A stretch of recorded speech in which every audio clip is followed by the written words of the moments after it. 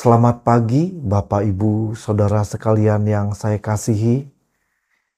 Senang sekali berjumpa melalui program Renungan Pagi hari ini.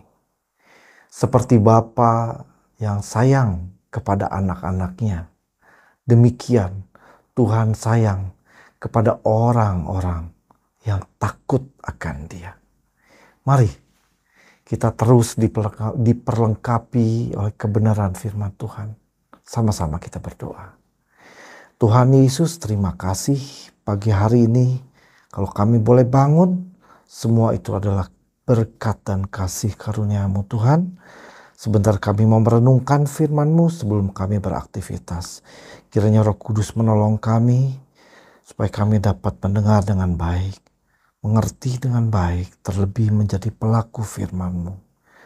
Tolonglah hamba-Mu, urapi untuk dapat menyampaikan kebenaran firman-Mu. Dalam nama Yesus kami berdoa. Amin. Kita buka sama-sama ayat pokok renungan kita yang terdapat di dalam Lukas 15 ayatnya yang ke-20. Saya bacakan untuk Bapak, Ibu, Saudara sekalian. Maka bangkitlah ia dan pergi kepada bapaknya. Ketika ia masih jauh, ayahnya telah melihatnya. Lalu tergerak hatinya oleh belas kasihan. Ayahnya itu berlari mendapatkan dia, lalu merangkul dan mencium dia. Tema kita pada pagi hari ini, Bapa yang Agung. Karakter kasih yang terdapat pada buah roh yang akan kita renungkan pagi ini. Saudara, kita tahu bahwa kisah ini mulai ayat yang ke-11 daripada Lukas 15 tadi sampai ayat yang terakhir. Mengisahkan bagaimana anak bungsu yang meninggalkan bapaknya, mendapat harta warisnya dan menghabiskannya. Sehingga dia kembali melarat ya. Dan disinilah di ayat 20 ini, maka bangkitlah anak bungsu itu dan pergi kepada bapaknya. Di sini bahwa ketika ia masih jauh, ketika anak bungsu itu masih jauh, ayahnya telah melihat. Saudara, mari perhatikan bahwa ayahnya telah melihat. Bukan anaknya terlebih dahulu melihat, dikatakan bahwa ayahnya telah melihatnya. Jadi rupanya ayahnya ini sudah lama menanti-nantikan anaknya pulang. Alkitab tidak menceritakan berapa lama anak bungsu itu meninggalkan ayahnya. Tapi yang jelas ayahnya menanti-nantikan, karena setiap hari dia menantikan anaknya pulang. Dan satu ketika dia melihat, ayahnya melihat anaknya di kejauhan datang menuju kepadanya. Ya, lalu tergerak hatinya oleh belas kasihan. Tergerak hatinya oleh belas kasihan. Yang saya melihat dari Bapa ini, dia sudah mengampuni. Ya, karena dia menanti terus-menerus, hatinya mengampuni. Ya, tidak melihat lagi kesalahan anak itu lagi, tapi yang diharapkan adalah anak itu kembali, pulang, datang kembali kepadaku. Apapun keadaanmu, Bapa terbuka tangannya untuk senantiasa merangkul, mencium anak itu. Mazmur 103 ayat 12 mengatakan seperti ini, saudara. Sejauh timur dari barat, demikian dijauhkannya daripada kita pelanggaran kita. Saudara mungkin dapat mengukur timur dan barat, saudara. Betapa jauhnya itu titik, saudara. Tapi dikatakan demikian dijauhkannya pelanggaran kita. Saya mau katakan Bapa ini mengampuni dan melupakan, saudara. Dia tidak lagi memperhitungkan kesalahannya, pelanggaran apapun besarnya. Dan ya itulah yang membuat Bapa mempunyai belas kasihan. Sehingga dia berlari. Ya, dia berlari kepada anak itu. Untuk dapat merangkul dan menciumnya. Ada ayat dalam Mazmur 37 ayat 24 mengatakan begini, saudara. Apabila ia jatuh tidaklah sampai tergeletak. Tetapi Sebab tangan Tuhan menopangnya. Sebab Tuhan menopang tangannya. Ya. Kita tahu sama-sama anak itu jatuh melarat dan nyaris makan ampas untuk makanan ternak yang disebut dengan babi.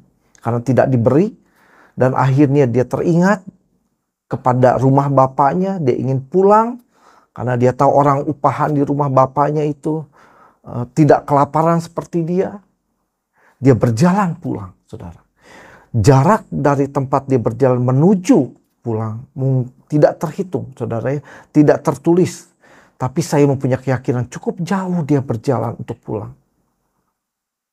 Mungkin dalam keadaan lapar, haus, letih, sudah terkena terik matahari. Sampai depan rumah yang sekian jauh pun dia bukan dia dulu yang melihat ayahnya, tapi dikatakan tadi ayahnya terlebih dahulu melihat. Kelihatan dia sudah tidak mampu lagi melihat, tapi hatinya ingin pulang, saudara. Kerinduan anak ini pulang. Tapi yang dikatakan bahwa bapaknya yang lebih dahulu melihat, saudara, ya. Apabila ia jatuh, saya yakin ketika anak itu dalam keadaan seperti itu, tanpa bapaknya berlari merangkulnya, mungkin anak itu sudah jatuh. Sama seperti kita ketika kita menghadapi persoalan, saudara. Bapa kita senantiasa tahu apapun keadaan kita. Dia tidak akan membiarkan kalaupun jatuh, tidak sampai tergeletak. Sebab Tuhan menopang tangannya, saudara. Dia merangkul anak itu, tidak sampai jatuh, dia rangkul dan dia cium. Itulah seorang gambaran Bapa yang penuh kasih. Bapa yang agung, saudara. Pelukis Itali melukiskan kisah ini, saudara. Lukas 15 ayat yang ke-11 sampai yang terakhir mengenai kisah ini. Dia menggambarkan ketika anak itu pulang dengan Bapa itu. Seperti ini, saudara, gambarnya. Gambar lukisan punggung Bapa yang cukup besar, dengan rambut yang sudah banyak rontok, ya, sehingga tidak lengkap lagi dan memutih, yang berjumbai ke belakang, dengan tangannya siap merangkul, hanya terlihat pundaknya yang agak membungkuk, yang kelihatan dalam lukisan itu. Jadi sisi belakang Bapa itu yang terlihat dengan tangan yang siap merangkul. Di kejauhan, di ketiak Bapa itu kelihatan kejauhan ada satu sosok yang sedang berjalan menuju kepadanya. Dan pelukis ini memberikan judul dalam lukisannya, Bapa yang Agung. Mengapa, saudara? Dia melihat hati Bapa yang begitu besar, sehingga anak itu meskipun kecil, jauh, tapi Bapa itu mampu melihatnya. Kebesaran hati Bapa, keagungan hati Bapa yang begitu besar. Sehingga mampu berlari, dan merangkul dan mencium anaknya. Saudara dan saya, inilah sebuah gambaran kasih yang begitu besar. Karakter kasih daripada Bapa. Biarlah dari pokoknya, keranting, dan boleh menjadi bagian kita. Kasih yang besar, saudara. Itulah yang kita renungkan pada pagi hari ini. Bagaimana ketika kita berinteraksi dengan rekan-rekan, dengan siapapun yang kita jumpai. Adakah kasih menyertai kehidupan kita? Menjadi nafas hidup kita adalah kasih, saudara. Ya, yang menjadi perenungan kita pagi hari ini. Pernahkah kita terluka oleh seseorang seperti Bapak tadi terluka oleh anaknya? Karena biasanya, saudara ya, seseorang yang terluka cenderung akan melukai. Ya, hurted people will be hurt somewhat. Jadi orang yang terluka hatinya pahit, getir, sehingga cenderung ingin melukai, saudara. Ya, sebab itu dikatakan, pernahkah kita terluka oleh seseorang? Janganlah sampai kita menanam kebencian, kepahitan hati sehingga membuat luka di hati kita. Dan kita tidak mampu mengampuni dan melupakannya, saudara. Ini menjadi perenungan kita. Dapatkah kita mengampuni dan melupakannya? Poin yang kedua. Ini saudara ya, melupakan. Mungkin ada yang bilang, ya kalau mengampuni bisalah saya ampuni. Tapi untuk melupakan kelihatannya sulit. Tapi pagi ini saudara, mari kita lihat, kita belajar bahwa mengampuni untuk melupakan. Sehingga sejauh timur dari barat, demikianlah dijauhkan segala pelanggaran kita. Yang ketiga, mari terus mengenal lebih dalam karakter Kristus. Kasih Bapa dalam hal ini. Yang nanti akan tercermin dalam buah roh kehidupan kita sehari-hari. Ayat kita Mazmur 37 ayat 24 tadi mengatakan, apabila ia jatuh, tidaklah sampai tergeletak.